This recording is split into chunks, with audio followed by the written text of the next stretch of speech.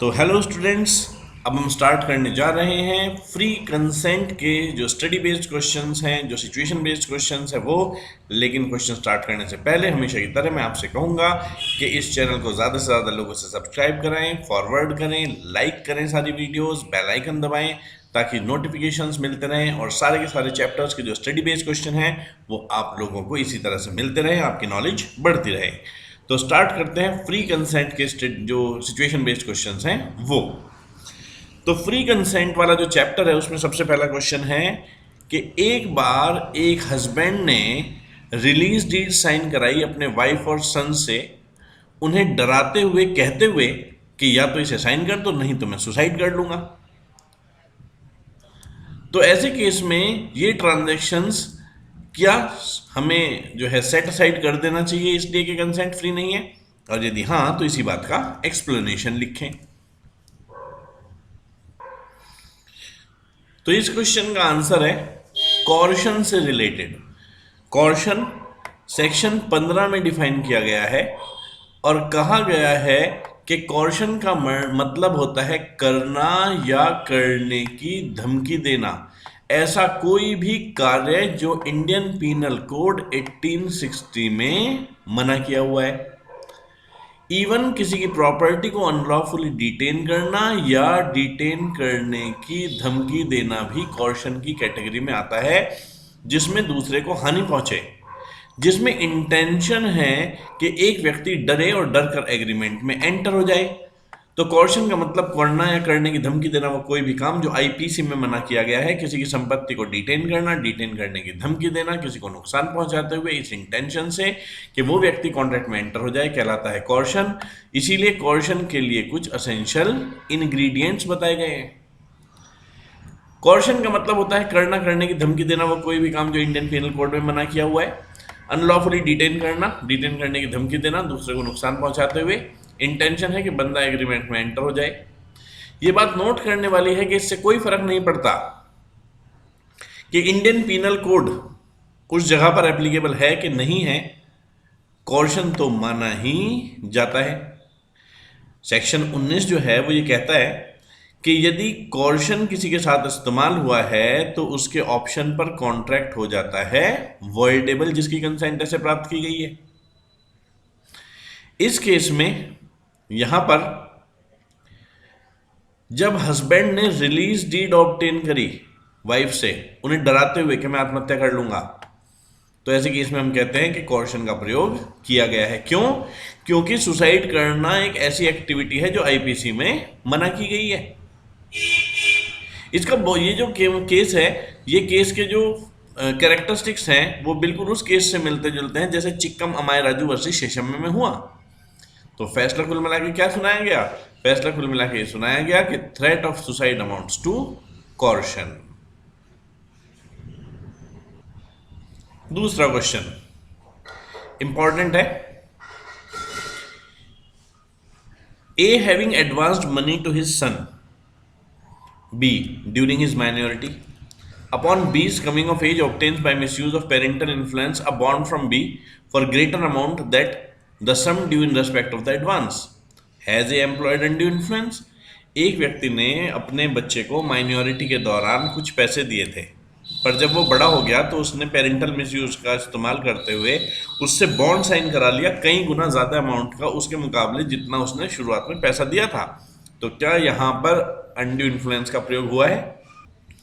ये जो केस है इसमें साफ खुद ही बता दिया गया पेरेंटल इन्फ्लुएंस का मिसयूज किया गया, क्योंकि यहां पर खुद ही बता दिया गया कि यहां पेरेंटल इन्फ्लुएंस का मिसयूज किया गया, तो इसलिए ये तो डायरेक्ट ही क्वेश्चन बन गया अनड्यू इन्फ्लुएंस का।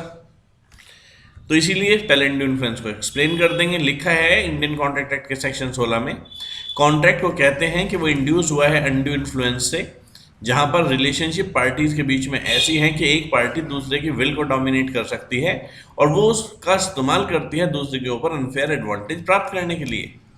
माना जाता है कि एक व्यक्ति पोजीशन में है और सी और वो दूसरे की विल को डोमिनेट कर सकता है यदि वो रियल या अपरेंट अथॉरिटी रखता है दूसरे के ऊपर, दोनों के बीच में भरोसे की रिलेशनशिप है, या कॉन्ट्रैक्ट एक ऐसे व्यक्ति के साथ किया जा रहा है जो मानसिक रूप से कमजोर हो चुका है टेम्परेली या परमानेंटली, क्योंकि वो बूढ़ा हो चुका है, बीमार है, उसे कोई शारीरिक प्रॉब्लम है, जैसे कि एक बहुत ही ओल्ड और इलिटरेट पर्सन।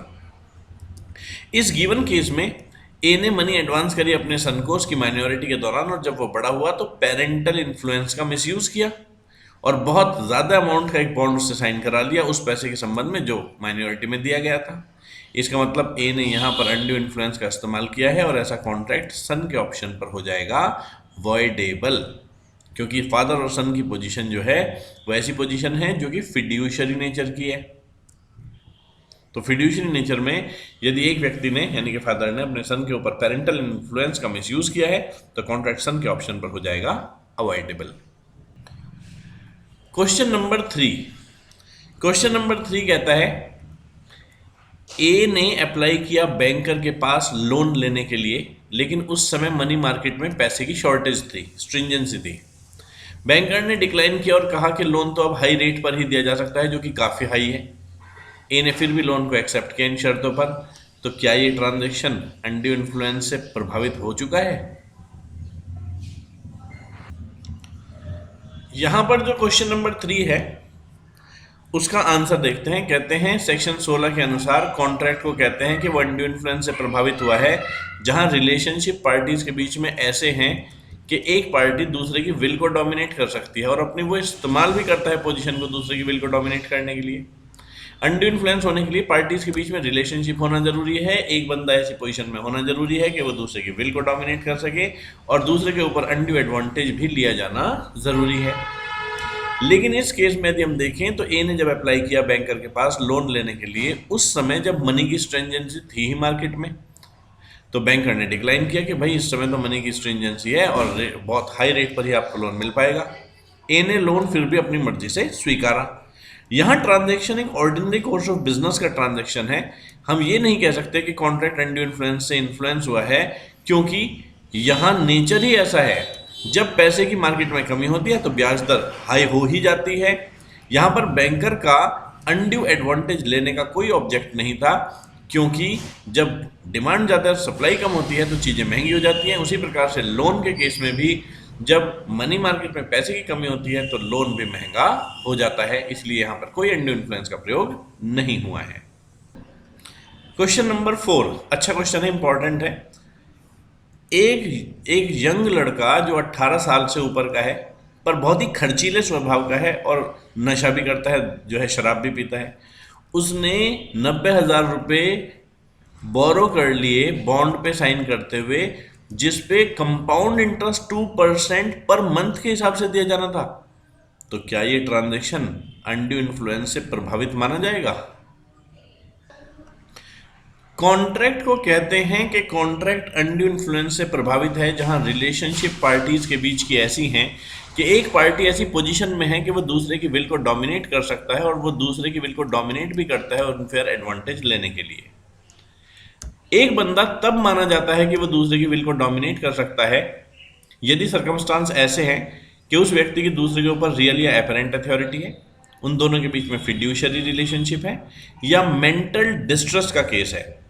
इसके अलावा कभी कभी अनकंशनेबल बार्गेन्स के केस में भी ऐसा होता है, जहां पर एक पार्टी टू कॉन्ट्रैक्ट पोजीशन में है दूसरे की विल को डोमिनेट करने के लिए और वो जानबूझकर अनकंशनेबल या अनफेयर ट्रांजैक्शन करता है। अनफेयर लॉ में प्रिज्यूम कर लिया गया है कि कंसेंट ऑब्टेन करने के लिए इस्तेमाल होता है अनड्यू इन्फ्लुएंस। ये जो अनकंशनेबल बार्गेन है यहाँ पर तब होता है जब हम किसी को कुछ पैसा वगैरह देते हैं, गिफ्ट वगैरह दे देते हैं, तो वो ऐसे केस में हमारे दबाव में आ जाता है और कॉन्ट्रैक्ट साइन कर दे देता है।